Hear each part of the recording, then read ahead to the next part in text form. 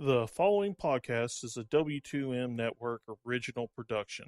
Visit W2Mnet.com for all of our other great podcasts, plus news, reviews, articles, and opinions from the worlds of wrestling, video games, football, and entertainment. Good afternoon, good evening, and good morning, ladies and gentlemen, depending on where you're listening. This is episode number 2 of W2M Network's MMA to the Max. I am your host, Robert Taylor, and I am joined, as always, by your co-host, Joseph Hudson. How are you doing this Sunday, Joe? I'm doing fantastic. Thanks, everyone, for listening. Glad to hear it. So today we're going to be discussing what just went down at UFC Fight Night 113 from Glasgow, Scotland, and then a little bit later on we'll weigh in on the UFC letting Gegard Mousasi sign with Bellator, as well as the Floyd vs. Conor press conferences that happened throughout last week. So, with saying that, let's just go ahead and jump right into the main event of the day. Gunnar Nelson, ranked number 8, against Santiago Ponzinibbio, number 14, and holy hell. Wow. Was that expected by anybody, or was everyone else as shocked as me? It was one of those things where, we all thought it would be possible, but we didn't really actually believe it would happen, but wow, that man just made a statement today. Yeah, if he was going to win, it would be by striking, but like that, I didn't see coming. First round TKO win for Ponzinibbio over Gunnar Nelson. Not just a TKO, he put him out cold with a jab. The jab is what put him down, but it was that straight overhand right in that flurry in the middle of the octagon that really put him down. But yeah, a straight left jab put Gunnar to sleep. That's just amazing. Well done. Great performance by Ponzinibbio. Absolutely. He really made a statement tonight, especially going into Scotland, basically Gunnar Nelson's backyard, and putting the man away within less than a minute and a half. I believe it was minute 22. Minute 22. It's crazy, man. He took out the number 8 contender, a man who, aside from the Rick Story shutdown and Damian Maia, has looked pretty unstoppable at welterweight. Yeah, he looked good, and if we go back at some of Nelson's earlier victories like that against Brandon Thatch, who was a legit striker, a good stand-up karate fighter, he held his own, and that's what he used to rock Thatch, take him down on the ground, and submit him.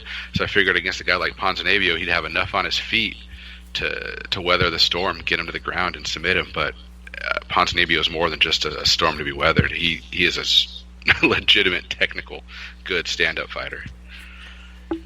I agree completely, and what this does is this sets up Ponzinibbio for a really high-profile fight. I believe this was his very first main event, and he stepped up to the challenge. We were talking about it before the broadcast here, before we started recording, but you had a really good idea of who Ponzinibbio's next opponent should be, and I am so on board for it. Why don't you go ahead and tell everybody? The winner of Lawler Cerrone. Oh, God. I think that. Yeah, right? I got chills just thinking about that fight right now. Either of those two guys against Ponzinibbio, I think, would be, a great stand-up match for the ages.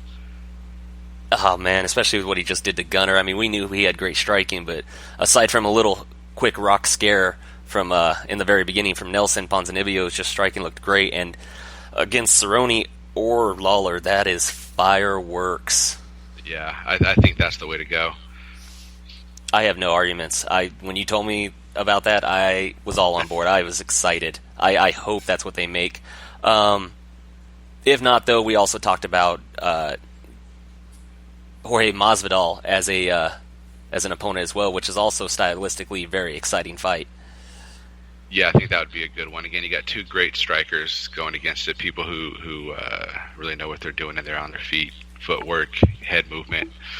Yeah, any of those two or three guys, I think would be a great shot for Ponzinibbio, and that would really put his platform up. If he thinks he's going to make a run at the title, that's what he has to do next. Now, where does Gunnar go from here? He was on a nice, solid run. Unfortunately, came to an end at the hands of Ponzinibbio. He's obviously going to drop in the rankings. A name I'm looking at that could possibly be a rebound fight, or also even a fight for this man to take to maybe make a bigger name off of Gunnar as well. Colby Covington, who's also been on a run. For Gunnar Nelson? Absolutely. I think that's a good matchup. I don't know. After tonight's performance, I think I might favor Covington in that one. I don't know. I was a little disappointed in Gunner's stand-up tonight, so I think Covington would be able to do similar to what Ponzinibbio did. Maybe not as quickly, but I think he'd be able to hold his own on his feet and keep Gunner away from taking him down. But it'd be a good shot if he can keep that one running and take out Covington. And I think that proves that he deserves to stay up in the top 10. Yeah, I never would have even thought about it being possible, that match itself, until Covington shut down Dong Hyun Kim in his last fight. So yeah, that's another guy that's on the move right now in the welterweight rankings. Yeah, that's a good idea for a matchup there. I like that one. Well, moving on, we're going to get to the co-main event. Cynthia Calvillo versus Joanne Calderwood.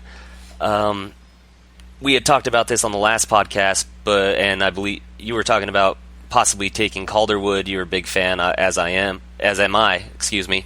I'm a fan of the alpha male fighter, Calvillo, and the fight didn't look anything like either of us really expected it to look. I could say that personally for me, at least. I'm assuming you probably thought the same way. I mean, we didn't think Calvillo was going to try to kickbox with her.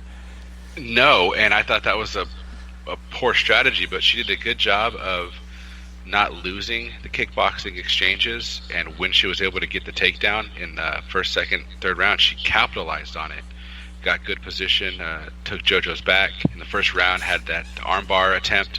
She did those kind of things. I think stole the round and basically shut Calderwood down with, to me, the right decision. Even though Calderwood's the hometown favorite, I was afraid that they were going to give her that one, but the judges made the right call. Calvillo won that fight. Yeah, I was worried about a home cooking decision as well. I think a lot of people's problem with the decision, as you've probably seen throughout the internet, social media, was that they thought Calderwood was the aggressor, but those type of people are probably the same people that scored the Leonard Garcia versus Korean Zombie fight for Garcia, even though he did win that fight. According to the judges, we all couldn't believe it. So just because Calderwood was stalking, she wasn't cutting off the cage too well. Calvillo was timing her shots in and out. She was the one who was more aggressive in my mind, so that's why I thought she deserved to win that fight. Just because you're not moving forward doesn't mean you're not the one initiating the encounters, and you're not the one who's taking control. Again, Calvillo was using distance to stay outside of Calderwood, who was a bigger fighter, out of her range and exploding in and out. Calvillo was the clear winner to me. It was an easy decision. I agree as well, and I actually agreed with the 30-27 decision that two of the judges gave. Calderwood may have been landing a little more volume in the second round, but Calvillo landed the damage. And with the new scoring rules, by the way, everybody, the new rules were in effect for this event. So with Calvillo landing the more damaging shots in that second round, I completely agree with giving it to her, even though I could see a case for Calderwood getting it. Yeah, I was 10-9. I didn't see it as being a 10-8, though they were more damaging. There was nothing truly devastating. I didn't see JoJo really get rocked or hurt too bad by any of this stuff. But I'm sorry, I should have prefaced that. But a lot of people were complaining that she got 30-27. They were complaining that Calderwood should have got the second round because she threw more volume versus the damage. Gotcha. And yeah, it'd have been fine either way. It was a close round. I gave it to Calvillo, but it was a close round. And then, so Calvillo, she's a strawweight on the move. She defeated a girl who should have been fighting at 125, and that division's opening up at the end of the year, so that's where she'll probably be moving to. But Calvillo has 3 wins in 4 months in the UFC. Yeah, super impressive. And she just who do you see for her next? Take a look at the strawweight rankings, because she just beat the number 8.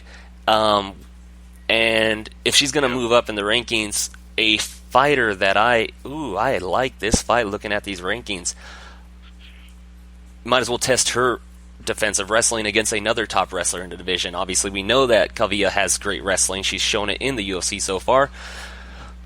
Why not put it to the test against Carla Esparza? That's exactly what I was thinking. That'd be a great combination as Carla looks to take the fight to the ground, and Calvillo can use her jiu-jitsu. I think that'd be a great grappling match. The two of them going back and forth for position and top control and submission attempts and ground and pound. That would be a fun fight. I could see that fight being the females' strawweight version of Damian Maia versus Jason McDonald from way back when for 2 rounds. They just traded position. It was fantastic. Yeah. So we're going to move on to the next fight of the card. My biggest miss on the entire card, because I said there was no way this man would lose last week. You did say that, I recall. I thought he was the better fighter. A little bit, I believe you did, so you got me on this one. But Paul Felder just absolutely destroys Stevie Ray with elbows after dropping him with a knee. Oh, beautiful knee.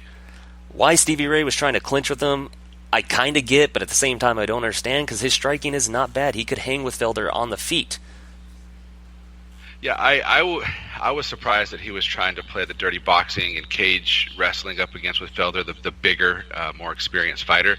I think Ray's better on the ground than Felder, and I think he was trying to work that into some kind of takedown. But I think he needed a takedown in the middle of the cage, for him to try to grind against a guy like Felder, who's got great Muay Thai and he's as strong as he is. It seemed like a bad decision to me, and Felder, I knew eventually, his timing and power would pay off, and it happened sooner than I thought it would, but it still happened. So my hat's off to Felder. It looked great to him.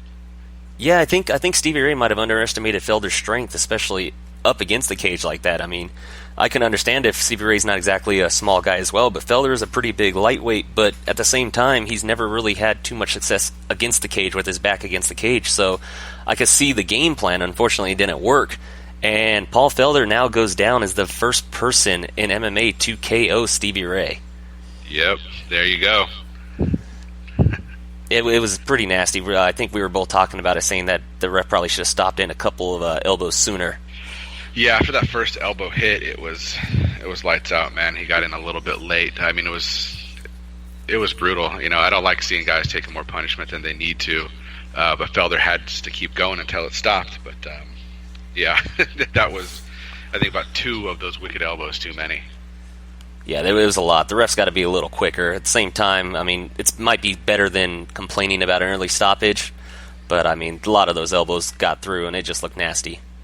Yeah, I would rather err on the side of caution for the most part. Like if we go back to Chiesa versus Lee, I think Chiesa passed out. You might want to call it an early stoppage. I think he stopped it right on time, Mario Yamasaki. So I would rather see them be a hair early. These guys don't need to take any more damage than necessary. Man, if we were doing this podcast during that fight, I'd be completely disagreeing with you, but that is in the past, so we are going to move on to the next fight. At middleweight, Jack Marshman against Ryan Janes. Basically what was billed as a striker versus grappler fight. Janes is a black belt in jiu-jitsu, obviously has a clear advantage on the ground against Marshman. Unfortunately, his takedowns aren't very good, but he didn't attempt any. He stood with Marshman the entire time. Yeah, it seemed like he was a bit uncomfortable to try to engage in a takedown.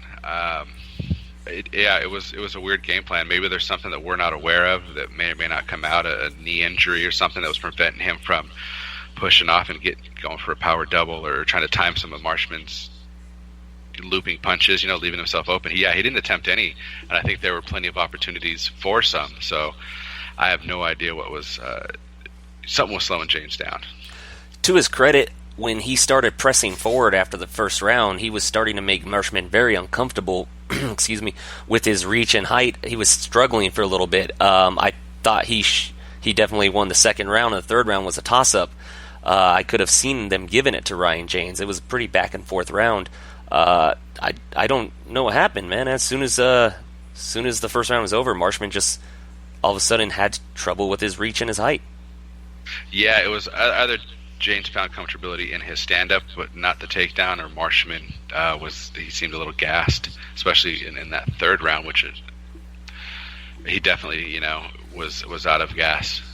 His face definitely looked beat up. I mean, if you would have asked me who won that fight just looking at the faces, yeah, I think James won it, but that's not exactly how it works. Marshman gets out with the unanimous decision. I'm actually surprised there wasn't a split there. I'm kind of surprised, but glad, because that means all the judges saw the same thing, and that's what we want in MMA. That's right. Moving on now, down the card, we have a perennial, I guess, prospect. He's been called a prospect for a long time. He's just an underachiever, so to speak, ever since coming out of The Ultimate Fighter, even though he didn't win the show. Khalil Roundtree knocking out the man with the worst game plan of the day, Paul Craig. What's wrong with the game plan? Aren't you supposed to lead with your chin? I get that Craig's takedowns aren't good at all, but at least attempt something instead of standing on the outside of Roundtree and letting him dictate his own game. You played right into his style, and you paid for it. Yeah, with your consciousness. Yeah, which was awesome, by the way, coming with 4 seconds left in the first round. Oh, yeah, it was nice. Craig looked really uncomfortable in there. Roundtree's a great striker, good power, obviously, knockout power, but I didn't see him being able to keep those power punches much past the first round. I was thinking second round submission for Craig. I think maybe he was thinking just wanted to weather the storm. Was unable to storm down, and he's sleeping. Joe, I believe we're getting some mic issues on your end right now. It's starting to get a little staticky. Okay. Is this any better? And there's an echo. That's not good. Check. How about now? It's still a little bad. I wonder what's going on here. Well, while Joe is figuring that out, I do want to say that I have a lot of issue with what Khalil Roundtree did after the KO. He stood over the man, and then while he's knocked out, and just stared him down. And it wasn't even very quick, like, haha, that's what you get for talking shit in the build-up. It was disrespectful long. That's what the problem I had with it. My mic now. Your mic is coming in great right now. Perfect. Yeah, at first I thought he was maybe staring at him, looking at him for concern, but the more he stood over, it was beyond disrespectful. It seemed to me out of place. It wasn't that much trash talk. It wasn't anything personal. It's just, I'm a better fighter than you. I can beat you up. And I wasn't a fan of that either. Yeah, and at the same time, it's like, come on, people. You talk trash, you win the fight, and that should be it. You're done. You made your point. No need to stand over the guy as he's unconscious and just stare at him. You're not badass for doing that. You're just a disrespectful little fuck. And honestly, because of that, I don't care to see Roundtree win again. I mean, petty maybe, but that's disrespectful to the highest degree. It's a lack of sportsmanship, and that's where that gut feeling comes from. That you're like, that's gross. It's gross. You just knocked a guy out. You basically put an end to a guy's life to a certain degree. You put him asleep, and then you're gonna just showboat above him like that. And it's one thing to be excited and to run around the octagon and scream and yell, but to stand over them like it's your prey, I found it disrespectful. Yeah, it was bad. It was ugly. So we'll move on to the opener of the main card between two heavyweights making their debut in the UFC. I don't know how they got on the main card, but either way, Justin Willis versus James Mulheron. I might have gotten that wrong. I apologize if I did. Willis wins by decision, 30-27 all across the board. I was telling you while the fight was going on, and we were talking about it, that these dudes, for kind of having a gut, being heavyweights with guts, not really looking like they're in too much shape, they had some decent cardio. Yeah, they both had great cardio. Going into that third round, they weren't throwing punches from their back pocket. They weren't slowly moving around. I was very surprised that both of them had such a good gas tank. Maybe that's why they made it to the main card, because they knew that it was going to be a slugfest for 3 rounds. It's possible. I mean, I believe Mulheron took it on short notice, and he's a local boy. I forgot exactly who Willis was supposed to fight originally, but either way, a nice showing for Justin Willis. Not because it was like over the top exciting or anything like that, but because he showed he can hang for 3 rounds in a heavyweight division and still maintain his striking and his head movement, which is a plus in my mind. Yeah, I would agree with you 100% on that one. Yeah, he's still young. For Willis. Yeah, he's still pretty young as a fighter too. Yeah, he's got plenty of room to grow and get better, and if he can hang on to that gas tank, and I think in the heavyweight division that's crucial, because you can, Cain Velasquez these people and just drag him into deep water. If he can do that, I think he's going to have a lot of success. I agree, and he also trains with an amazing camp too. He's out there in San Jose with AKA, so I'm sure that is a big reason why his cardio is so great. He's training with Cain Velasquez. Yeah, exactly. He's embracing the grind, as they say. Yeah. So how long until he starts pulling out left and right? Once he starts getting to the undercard and inventing, and once he becomes champion, then he'll start pulling out every other fight. Yeah. Yeah. A way. Yeah. I kid. Some of my favorite fighters are from AKA. So, moving on to the preliminary card on Fox Sports 1. I always found it weird that the main card and preliminary cards on the same channel. Why make them separate shows at this point?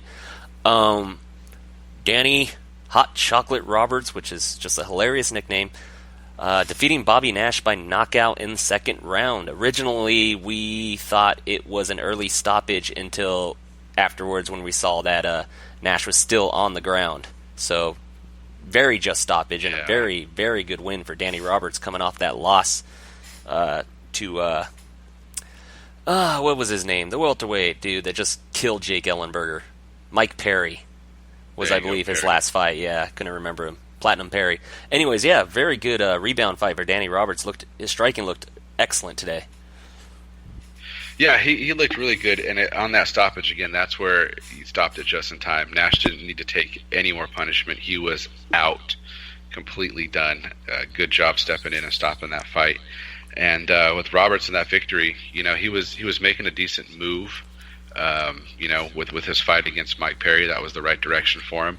Bringing in Nash, I think, was another, okay, Perry's a little too much, too experienced for him. Let's bring in someone not quite that caliber, and let's see how he performs. I like what they're doing with Roberts. I hope they keep moving in that direction and bringing him in the right way. Testing him.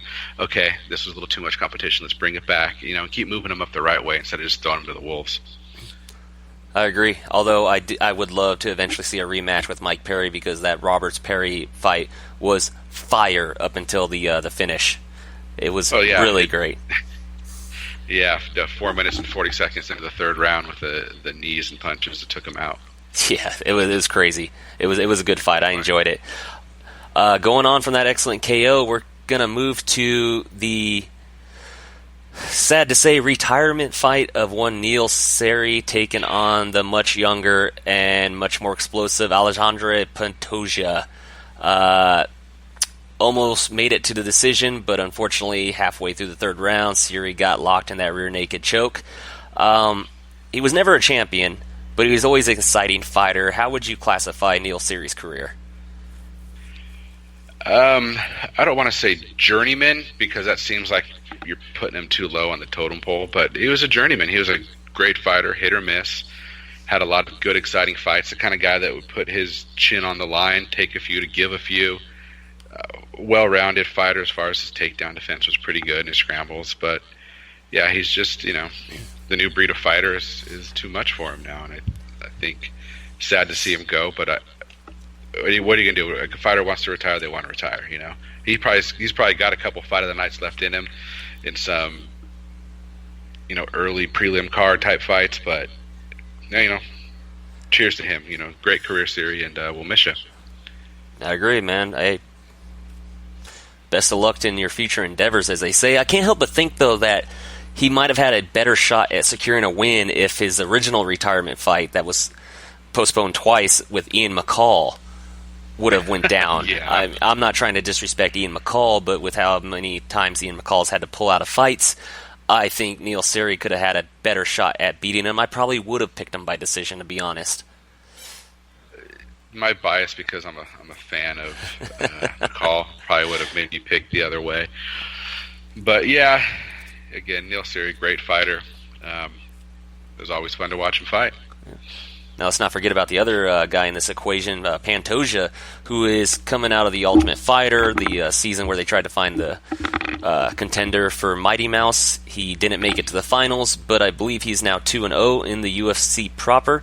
Getting his first finish in the UFC, and he looked great tonight. He looked amazing. Yeah, what else can you say? He put everything together right against a veteran of the sport, a guy who's had plenty of fights and seen a lot. He looked great. I mean, I don't know what else to do. He did all the right things that you want your fighter to do. It was a good game plan. He wrestled when he needed to wrestle. He boxed when he needed to box. He stayed on the outside. He moved in and out as necessary. I think that the future is very bright for this kid. I think it's very bright. And I look forward to seeing how the UFC is going to groom him in this 125 weight class. You know, how are they going to try to position him to, you know, let's be honest, take on Demetrius Johnson? Because until that guy decides to quit, I don't see anybody at 125 beating him. I mean, I don't see anybody. I would even go as far as to say that I don't see anybody even at bantamweight beating him at this point. He's not the same guy that lost to Dominic Cruz years ago. He's not the same guy that lost to Dominic Cruz years ago. I'd love to see that fight with him and TJ at bantamweight. I would rather see it there than at 125. I agree, because at least we know one of them has made the weight and will make the weight. So I think both of them have made 135 regularly, so I wouldn't be concerned about missing weight there. Nice callback to last week's episode. Let's move on to the next fight down the list, and what was easily KO of the night, if they still gave out that award, and possibly could be KO of the year by the time this year ends. KO of the decade. But I'm probably going to get the man's name wrong. Galor Bafando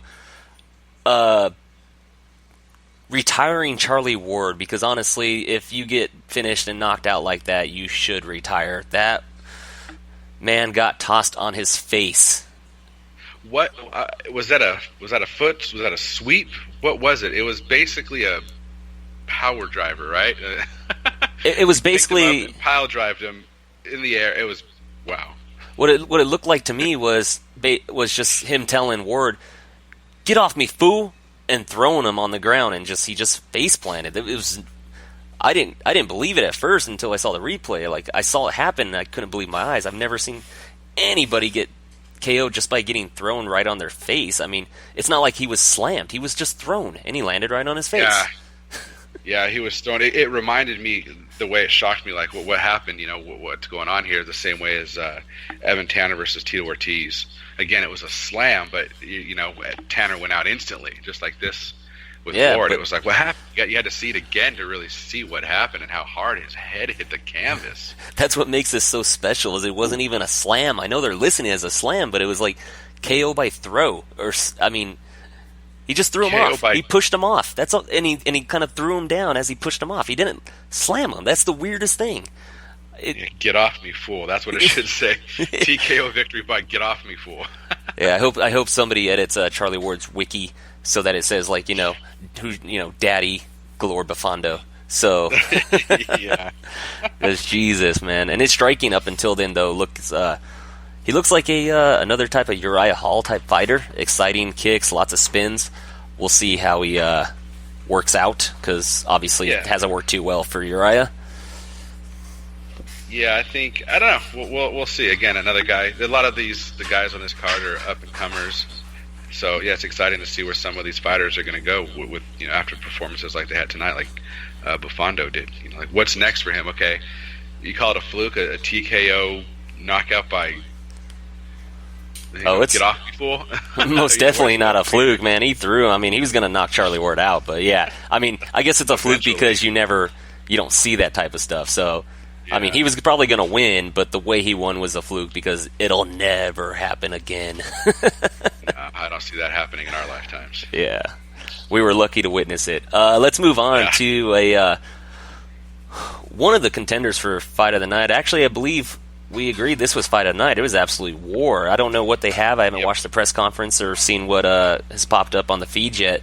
Danny Henry surviving a lot of first-round scares to come back and defeat Daniel Tamor, brother of David Tamor, by unanimous decision. I think the biggest shock I had was that only one judge gave it a 10-8 round.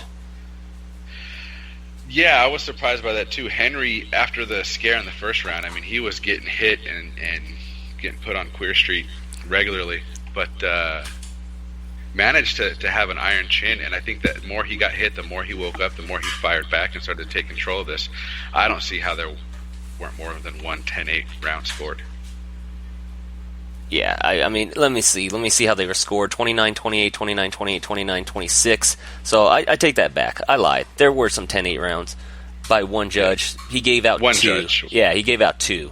So, okay, I was right then, yeah. I thought he only gave out 1 10-8, but yeah, he gave out 2. So he gave, it looks like he gave the first round to Tamor a 10-8, which as he should, and he gave the third round to Henry a 10-8, as he should have. So, yeah, 29-26 was the one. Exactly, and actually, I believe it's probably the same judge that got it right on the very next fight on the preliminary card. Brett Johns absolutely dominated Albert Morales for 3 whole rounds. It was not even close when it hit the ground. Brett Johns now undefeated at bantamweight. The judges had it 30-27, 30-27, and 30-25, which is a score that I had because under the new scoring rules, the 2 of the rounds, I believe it was the first and the second, maybe the third, I don't remember, it was a long time ago today, were easily 10-8 rounds. Yeah, I could see 2 10-8 rounds definitely going John's way. He looked great on the ground. I thought Morales would have more for him. You know, I thought it would be more of a competition, more scrambles, more submission attempts on his part. I thought he might have what it takes to win this on the ground, but no. John's dominated, absolute domination, and that was a beautiful fight. It was great, and I know last week we were talking about what's next for Rob Font. I threw out Marlon Moraes, but I don't know. I think Moraes beats Rob Font easily in my mind, so I would think let's just groom Rob Font or Brett Johns a little more and put those 2 together. I think that would put fireworks out there. Yeah, that's a good call. The winner of those 2, you can kind of see where their career is tracking, and push that forward. Give Marlon Moraes, I think he needs to stay fighting guys in the top 10.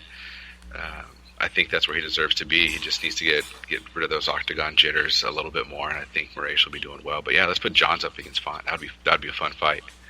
I agree. I like that a lot. I think that's never mind what I said last week. We're gonna go with Johns versus Font. I hope they make that. It's likely. It's probably more likely than Font versus Moraes, like I originally was thinking. Yeah, I would agree with you that. I think that's a more likely fight. And again, these guys are similar places in their career. Let them fight it out, and let's see who's tracking where. I agree. And sometimes, most of the times I hate putting up-and-comers, prospects up against each other. But in this instance, I think it's just. I don't see any other way to not put these 2 up against each other. They both have multiple fights in the UFC, so let's just throw them in and see who comes out on top. Yeah, I like it when they put prospects up against each other personally, because what that does is that gives them a fight against each other earlier in their career. One of them wins and can start tracking one direction. One has the loss, and then they've got to continue to move forward. They're almost on like an A and B bracket, and it gives them a chance to have a rubber match after they've had 4, 5, 6 fights in between each other, as they've developed and become better fighters. So for me, I'm a big fan of that. I like that better than putting the number 2 guy versus the number 3 guy, because then you're eliminating somebody's title shot chances. For me, it's better to put 2 guys in the top 20 down at the bottom against each other to see how they stack up and watch their careers develop after that fight.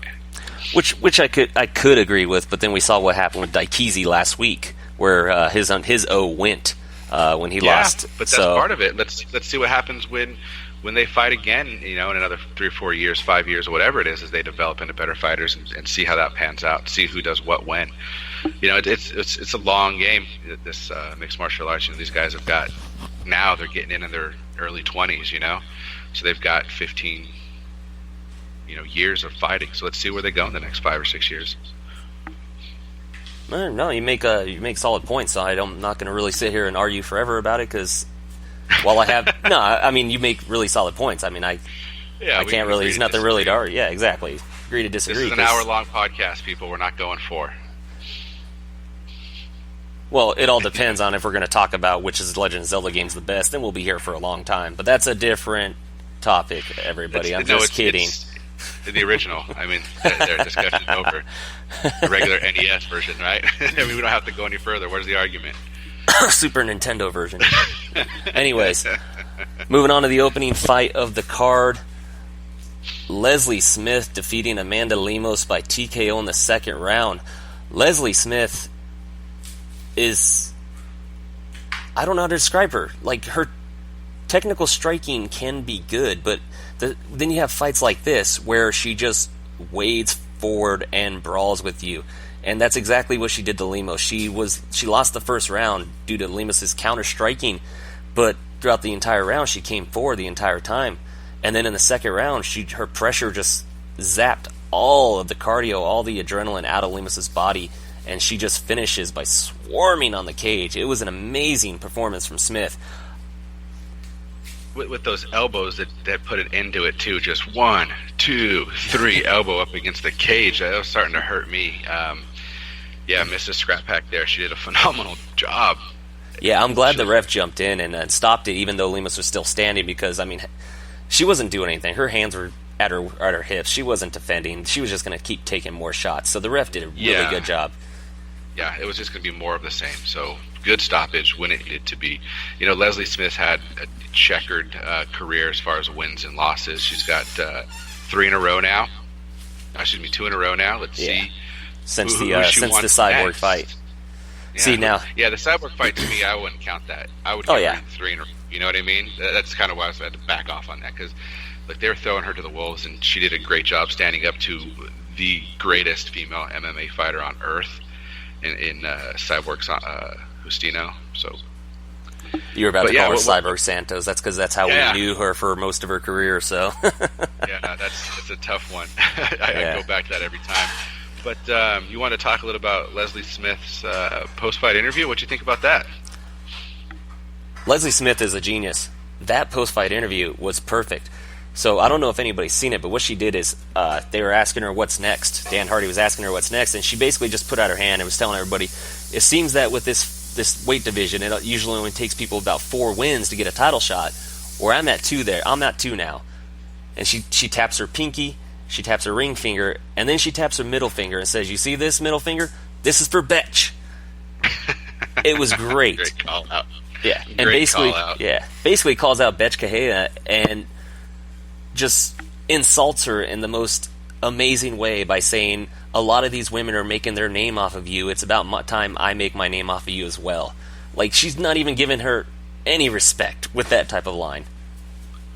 No, and it was beautiful. It gets me excited about that fight, because I wouldn't know where else to put Leslie Smith again. Checkered career, where's she going to go? Where's she going to fit in? Yeah, there it is. Betch is coming off a loss.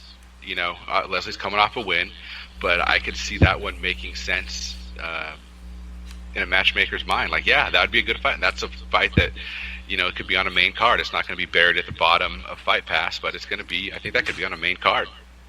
It depends on how long she wants to wait. Night. Yeah, it depends on how long she wants to wait, though. I think Betch is going to be on a little bit of a suspension after that knockout. I don't know how long, but Holly Holm ended her real bad. Yeah, real bad and real quick. But you could tell she's not a super active fighter. 2-3 fights a year on average is what she's kind of done. So I think she could wait another 6 months. Why not? Yeah. Unless she wants to come in sooner, but she's historically waited that long, pretty regularly. So yeah, let's make it happen. And if she wants to fight again in the meantime, maybe she can welcome Jermaine Durandamy back to the bantamweight division, since she's running from Cyborg. So yeah, Drain. Yeah, I didn't like that fight against Holly. All those after the bell punches, and then this, I'll fight anyone, anywhere. I'll fight Cyborg. All right, we'll set it up. Oh, my hand is hurt.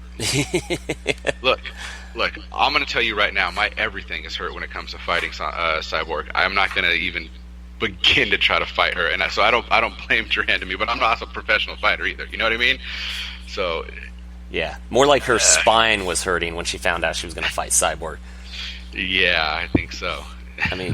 If you didn't want to fight Cyborg, you should have never taken the fight in the first place. You knew the winner was going to fight Cyborg, so that was the whole reason they created a 145-pound belt. That was supposed to be Cyborg versus a broom handle. It didn't matter. Okay, she couldn't make the weight, and I am completely on Cyborg's side with everything that she had done for the UFC and trying to get down to 140 to get to the 135 and depleting her body. And she, they wanted her to fight at a certain time, and she just wasn't ready. And I get it, because that woman was literally on death's door every single time she cuts to 145, let alone 140. She needed more time to recover. This is her division, and once she wears that belt, it's not going to go anywhere until she retires. I just don't see it right now. There's got to be maybe somebody on some local scene that I'm not aware of, but I don't know. That woman is a beast. The only person I would have given a chance at Cyborg is Megan Anderson, but that fight's not happening. Megan's not ready. She's I would give her a chance. She's at least a 145-pound fighter. She's actually a legit 145. That's true. She's big. She's got long reach, but she's not as fast and as powerful as Cyborg. And I think Cyborg's takedown abilities are underrated because she never has to use them.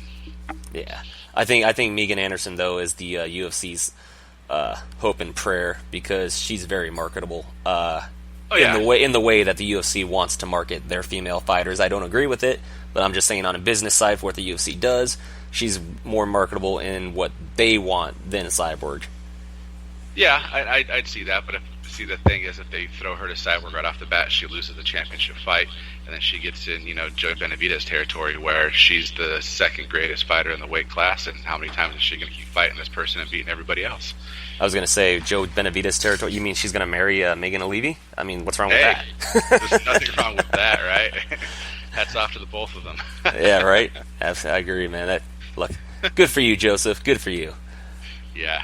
Okay, so that's going to bring an end to our review of UFC Fight Night 113 from Glasgow, Scotland. There's been a lot of news recently, but the biggest one, at least in everybody's mind, besides Conor vs. Floyd press conference, is... What?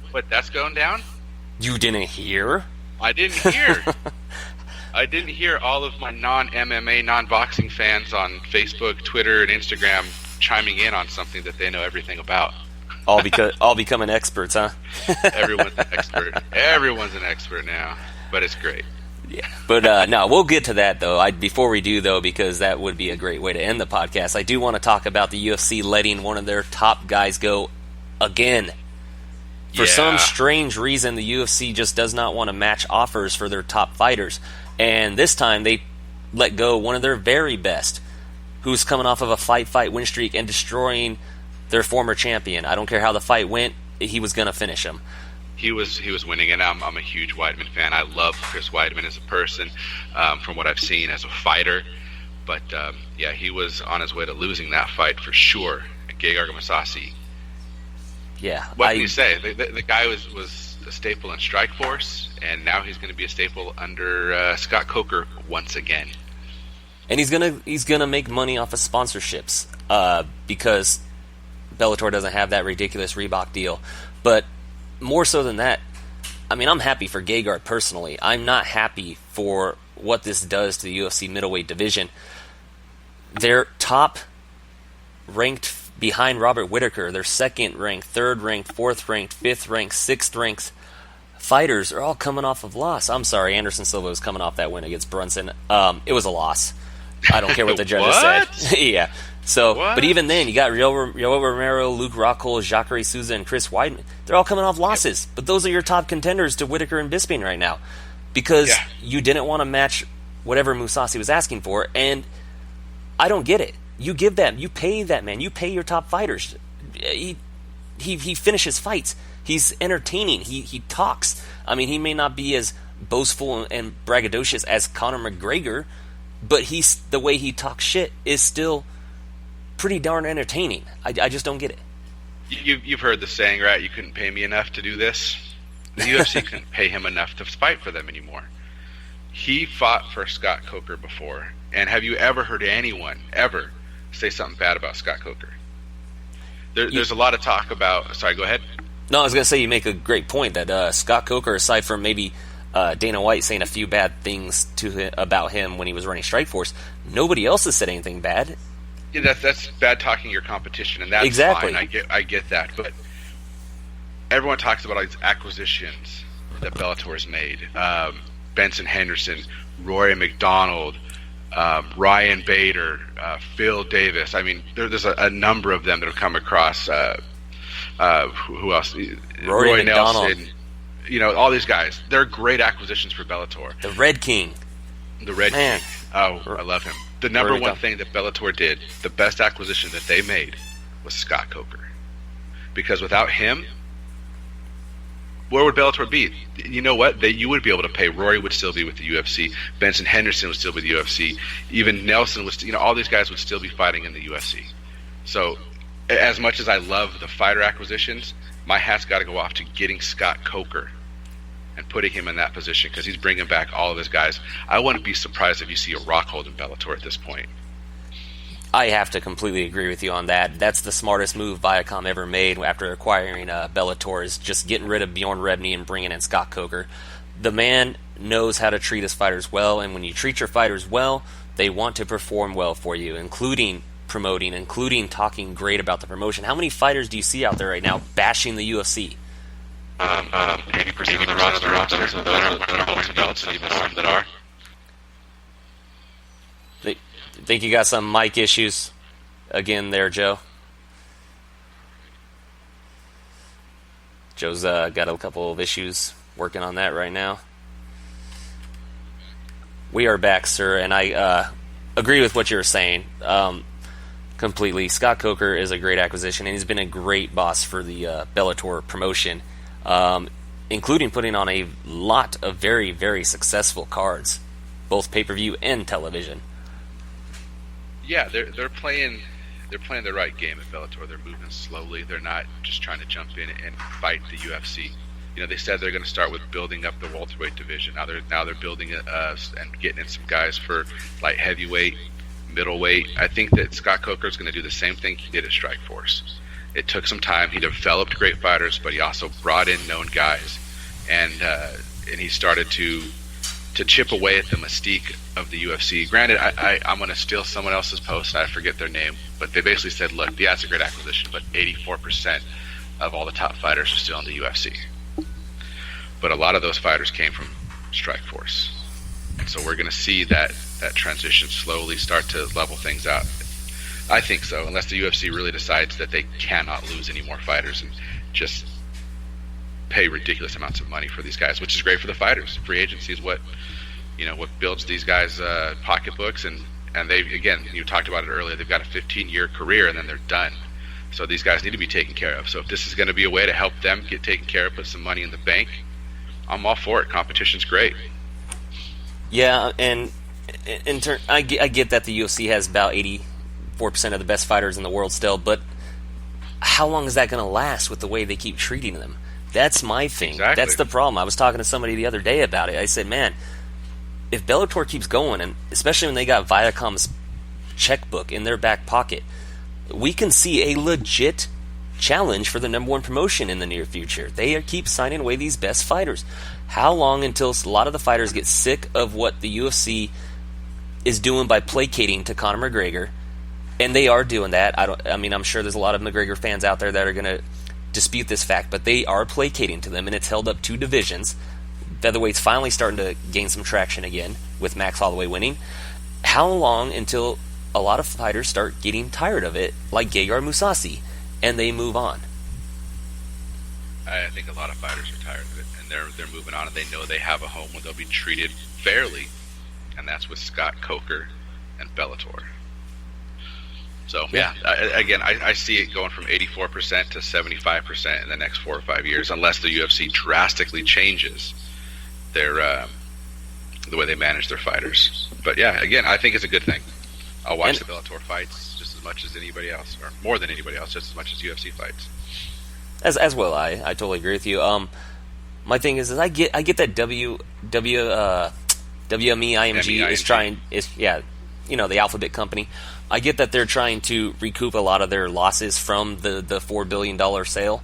That's why they put on a lot of money fights, especially Conor Diaz too.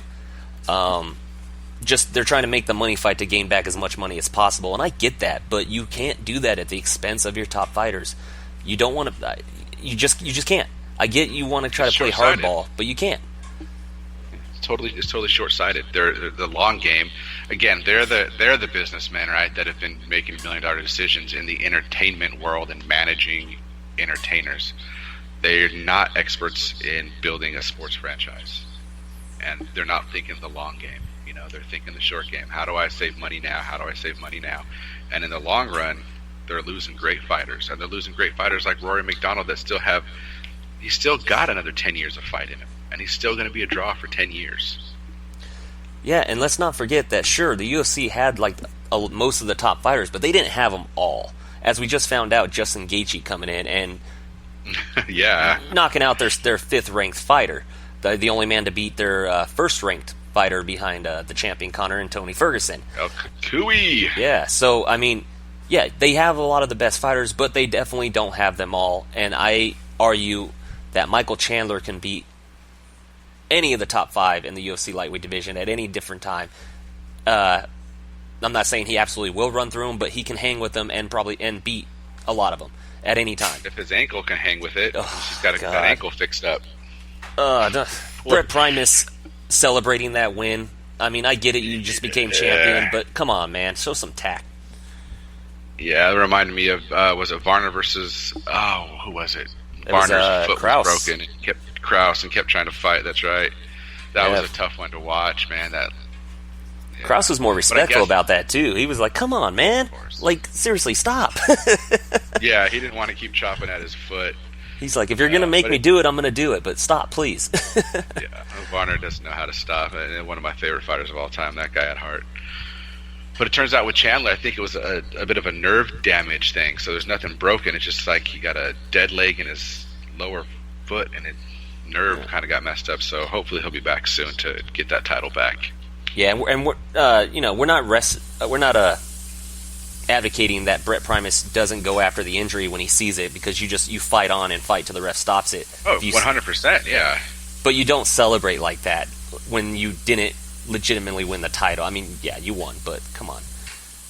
He said, look, I understand the conditions in which the fight was won. I'll give him a rematch, which is the right thing to do. Give him the rematch. That's what needs to happen next. Well, he also said that he was the reason for the injury from his kicks, which is completely false. Again, it was ruled some kind of nerve issue. I don't know how you rule that from a kick or not, but whatever. Even if it was a kick, Yeah. I 100% take Chandler in the rematch. So I took Chandler in this fight, except for the caveat of a busted ankle. No one saw that coming. Yeah, I'm sure there's some people out there that said, "I told you." Of course, there's always contrarians. Yeah. Well, now that we got that out of the way. There are people who thought Chris Weidman was going to beat Anderson Silva in their first and second fight. Those same people legitimately thought Weidman was going to win. Well, yeah, and which is fine because he won. But there was also those same people were also the ones that were picking Vitor, Sonnen. Yeah. Exactly. So once it finally happened, they got to say, "I told you! I told you!" Yeah. It's like, congratulations, man! It took you long enough. The world is ending. You said the world is ending every day. Eventually, the world is going to end, and you're going to be right. Great analogy. Yeah, that's what I'm here for. Less perverted analogies this time. We don't have the liquid courage in us to do them. Liquid mediocrity. So, right, exactly. On to the next topic. On to the next topic. The biggest news, because that's all the UFC and anybody talked about for this entire week. I'm surprised anybody knew that there was a fight going down today, because they never promoted it. I think I saw Dana White and the UFC promote this fight for the very first time this morning when I woke up to watch the fight. So yeah, even last week when we were talking about the next fight, I forgot about this card. I was that's right. I knew something was coming. I just didn't know what it was. So Floyd versus Conor. Floyd Mayweather and Conor McGregor had this world tour of press conferences, starting in LA, going to Toronto, going to Brooklyn, and then ending in London. What'd you make of these, man? It's a circus. I wasn't feeling it a whole lot. I like the way the UFC does the press conferences a little bit more, just because I like the Q&A, and then with someone like Conor McGregor, you get to catch their wit and quick responses instead of, ask even a stand-up comedian to go up 4 nights in a row and have different material for every night. You're Bill Burr, maybe he's the one, Louis C.K., but you got these guys, they're fighters, and for them to come up with new material 4 days in a row, it got monotonous. I think after Toronto, 2 days of it, I was good. It didn't change my interest in the fight. I'm already sold, so I didn't need it. But I don't know. What are your thoughts? I think they're both clowns, to be honest. I think this whole, like you said, it's a circus. This whole show is just a circus act. I went on record last week saying I don't think Conor has a chance in hell. We had that argument, and I think, I don't know. I have no interest in this fight. I'm going to watch it because it's going to be talked about on the podcast, so I'm going to watch it. It would behoove me to watch this, even though I have no interest in it. But how do you have no interest at all? Zero. Because I don't really care about boxing. So I don't really care for boxing fights, even if it is Conor McGregor, an MMA fighter, stepping in. I just don't care. And I know exactly how it's going to go. It's going to look like every Mayweather fight. Everybody got excited for every Mayweather fight, especially the Pacquiao fight that finally came to fruition. And when it was done, all everybody did on social media was bitch about how I'm never going to buy another Mayweather fight because this is all Mayweather does. He's just a defensive fighter. And he is. I get it. It's not very exciting. But lo and behold, here's another fight, and you're gonna buy it. Everyone's gonna buy it. Yeah, I'm not trying to insult, all 6 of our fans listening, but 6? It's doubled since last week. I like to hope. I'm an optimist, but these are wolf tickets being sold, as the Diaz's say it. Man, that's all it is, and that's all that press conference was. It was just they're selling you wolf tickets. There's nothing that's going to be exciting about this. People are going to watch expecting maybe the small chance that Conor lands left, but it's like, yeah, we've seen this happen before, all right? There was a movie called The Great White Hype. We've seen it. If Conor lands that left, man, I hope Floyd's just going to bounce off the ropes, shake it off, and be like, "You trying to embarrass me on TV?" and just start cracking him. Mayweather going to have the big old beer belly, though? He's got to have that gut. If he doesn't have that gut, I'll be disappointed. That's the only thing I'm hoping for. You can kiss my big, black, bloated Rolls-Royce driving ass. Yeah. One of my favorite lines. Yeah, I don't know, man. These press conferences, they had some entertaining moments, some entertaining barbs and jabs. The Mayweather, the Conor McGregor, what are you carrying a book bag for? You can't even read. While a funny diss, not original because the Floyd can't read thing's been going on for a very long time, so when everybody's saying Floyd just recycles the same material, yeah, Conor's recycling other people's material. So, yeah, but the thing Conor didn't bring up, and there's got to be a clause in it, is the domestic violence accusations. Not once did he say, you might be able to knock out and hit a woman, but you ain't going to hit me. Where was that kind of play? That's the kind of stuff that Conor McGregor does. He digs deep into hurting somebody. And that goes along with another theory of mine, is the reason why he didn't is because these two know what's going to happen. They know what's happening right now. They're in this together. There's no animosity. Everything Conor said, 100% okayed by Floyd before. I guarantee it. Yeah. So he's maybe, yeah, exactly. Like you were saying, was it in there to talk about the domestic violence? That was a disappointment. That was some stuff that should have been brought up, but Floyd's like, nah, we can talk all the crap we want, but these are off limit. You got anything? All right, cool. Let's go. Everything else is on the table. Let's go sell this fight. He didn't get in his head like he was able to for Jose Aldo, because he wasn't able to attack what I think would have been the most painful to him. There's got to be some kind of clause in his contract. I don't even think Conor would get into Floyd's head regardless, even with that, because Conor's coming into Floyd's world. Yep. Floyd has every right to be calm, cool, and collected because it's his world, and Conor's going to come in and live in it for a night. And one thing I didn't like about some of the coverage is calling Mayweather the greatest fighter. He's a great boxer, probably one of the greatest of all time, probably the greatest defensive boxer in all time. Conor McGregor, hands down, is a better fighter than Mayweather. I agree completely. I agree. If Mayweather to try the James Toney route and step inside of the octagon, he would lose in a minute. Doesn't stand a chance inside of the octagon. So this better fighter thing that a lot of the boxing analysts are using the term fighter to describe Floyd. Yeah, I'm not buying it. Everyone knows, and that's one thing Conor only hit on a little bit in the first press conference.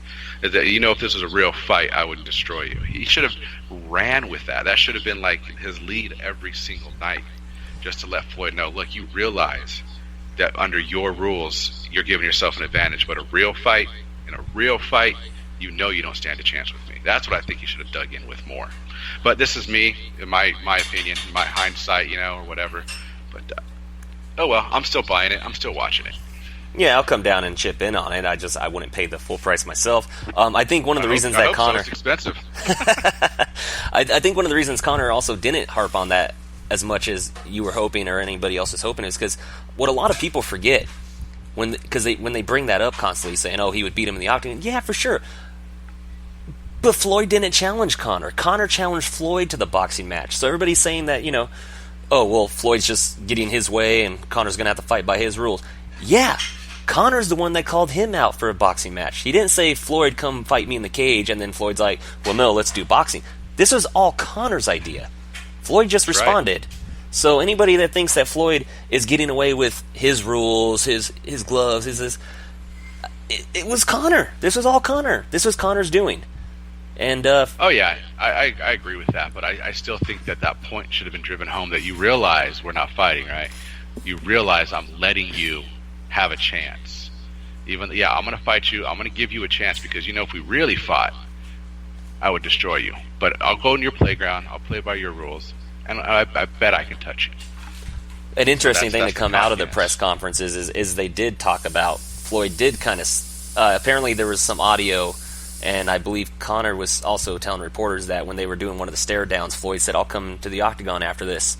Whether or not that's true, or Conor just being Conor, it's something I still would like to see, especially when Floyd wins this boxing match. At least Conor can get his win back, as they say. I think, and going back to your point about Floyd stepping in the octagon getting destroyed, absolutely. But if Conor is stupid enough to try to just box only to try to prove a point, all bets are off. Because, now you're just boxing with a boxing match with gloves. Will Conor knock him out most likely? Yeah, because he's used to the 4-ounce gloves. But if Conor's stupid enough to do an MMA fight just boxing with no kicks or anything, Floyd could have a shot at that one. Yeah, if all you did was put it inside of a ring with 4-ounce gloves, but make it a boxing match, yeah, Floyd still stands a chance. Yeah. Conor was John at Floyd, dude. Yeah, you've got the guard, but I break the guard. Well, you break the guard with 4-ounce gloves. Let's see if you can break the guard with 10-ounce gloves. It's a lot harder. Exactly.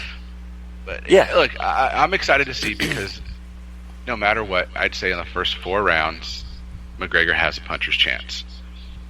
He's got a puncher's chance, and we'll see what happens from there. Maybe everyone's wrong. Maybe I'm thinking too much into it, like I tend to do because I look at fighters and I like the way they fight, and I think that's the best way to fight, so I give them too much credit. I don't know.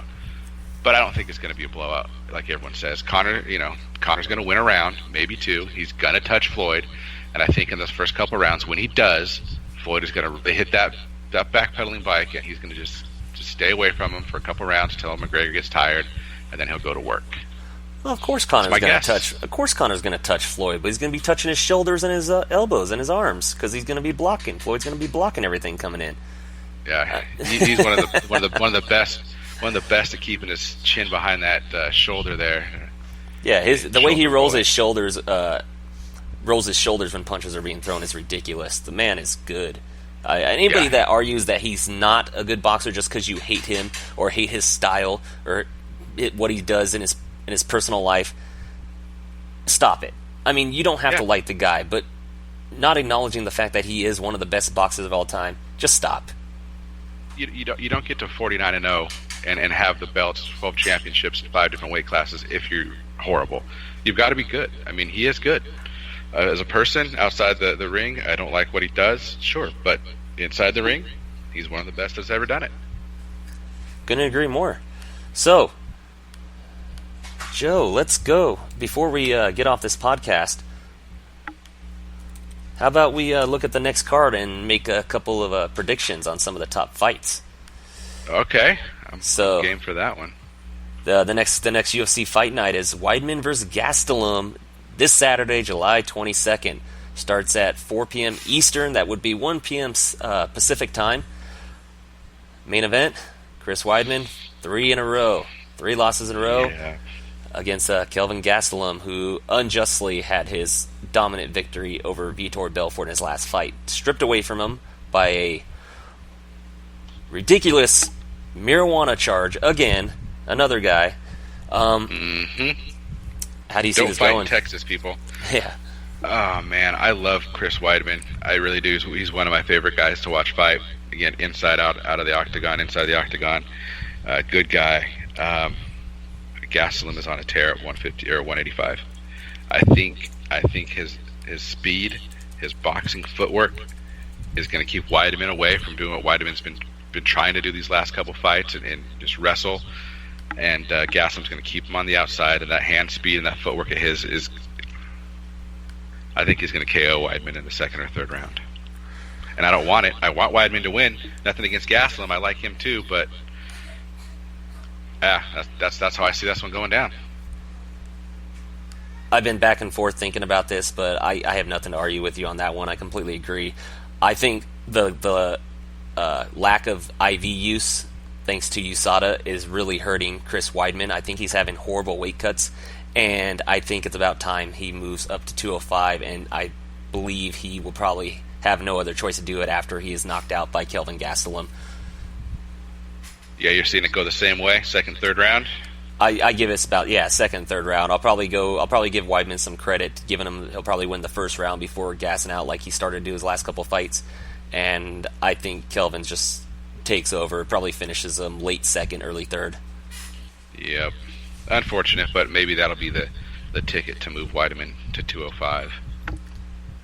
I think it's inevitable. I mean, I don't think he could do this weight cut anymore.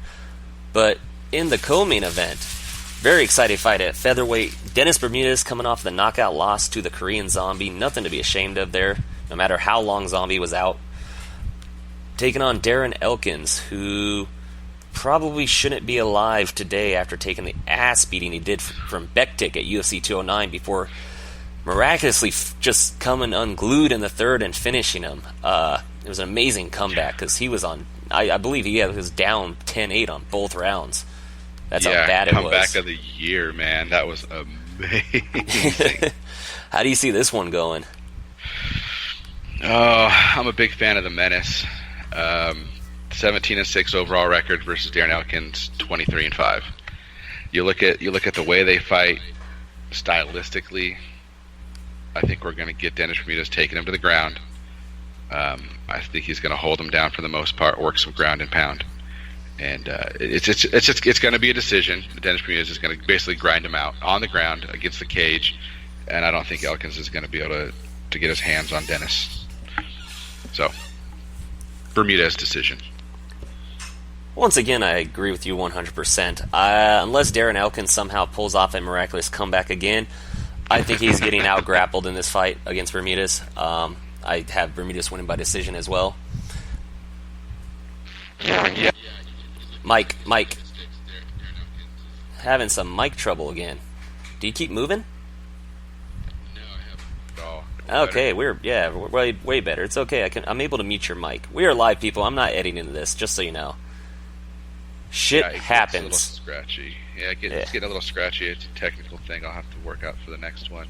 It's okay. It's only episode number 2, so that's right. We'll get better. So you look at the takedown defense of Elkins, 41%.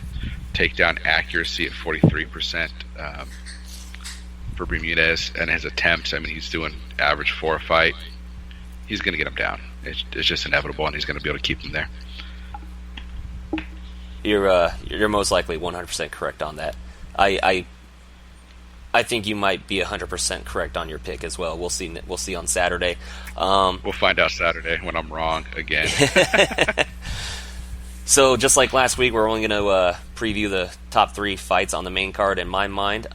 Even though the listing has it a little different, this is the next top fight, and probably my the fight I'm most excited about on this card. It is the always exciting Thomas Almeida taking on the returning from injury, thanks Uriah Faber, eye-poking son of a bitch, Jimmy Rivera. How do you see this fight going? And I think I'm going to take the anchor on this one, go first, because I think Jimmy Rivera is a top-tier bantamweight. I think Thomas Almeida offers him nothing, and I know their records are almost similar, but Almeida has horrible striking defense, as evident in the Cody Garbrandt fight. I think Jimmy Rivera knocks him out in the first or second round. I think it's going to be a TKO, a ground strike, second round. I think Rivera's, he's going to get him inside. He's going to rock him. I think Almeida's not going to go to sleep, but be dazed. Typical sloppy takedown or fall down, and then Jimmy's going to jump on top of Almeida and finish him on the ground and pound. I don't think he's going to put his lights out and put him to sleep, but he's definitely going to hurt him, and from there he's going to finish him on the ground and pound. It's amazing how turned around people seem to be on Almeida now. He was the next big thing until the Garbrandt fight opened up a lot of people's eyes, including my own. Yeah, it did, but I mean, Garbrandt's also a beast on his own accord. He's a whole nother animal. Garbrandt, you sure he hasn't amounted to anything? No, that's true. He's a little overrated right now. Yeah, you're right. All right, so we agree on those three cards, or those three fights on the next card. So I guess we'll just have to see how it plays out on Saturday. Yeah, and I am at liberty to change my opinion at any point between now and then. I'm glad you pointed that out because it might happen for me as well. I just wasn't going to say anything. You start looking into these fights and these fighters, and you start thinking about where it's going to be, and I think on these three fights, I'm not going to change anything. I agree. I think those three are going to stay, but we shall see come next week. All right, Joe. Well, before we go, do you have anything you want to plug? Any social media you want to put out there for people to get a hold of you, talk to you? Yeah, best way to get a hold of me and reach me is on my Twitter. It's JoeHud45. Just go ahead and @mention me or hashtag MMA to the max, and I'll be sure to reach out to all my faithful fans out there, and we'll chat it up. Talk MMA. Please boxing. Get that hashtag going. Please get that hashtag going. That would be amazing. Yeah, that'd be great. Even MMA to the max, hashtag that and tell us we're some dweebs. Hey, as long as you're listening. That's all we care about. And as always, if you want to catch me on Twitter, that is the horribly named @XRockXRobsterX. Tweet me anytime you want. And if you want to catch me on Instagram, that is FlashRockRobster. I just started that up to get this podcast some promotion. We're going to be hoping to get a lot more listeners and followers. Just hit us up. You'll see me on there. Is that it? We good? All right. Thanks for tuning in. All right, everybody. For Joe Hudson, I'm Robert Taylor. Thanks for listening to MMA to the Max. The following podcast is a W2M Network original production. Visit W2Mnet.com for all of our other great podcasts, plus news, reviews, articles, and opinions from the worlds of wrestling, video games, football, and entertainment.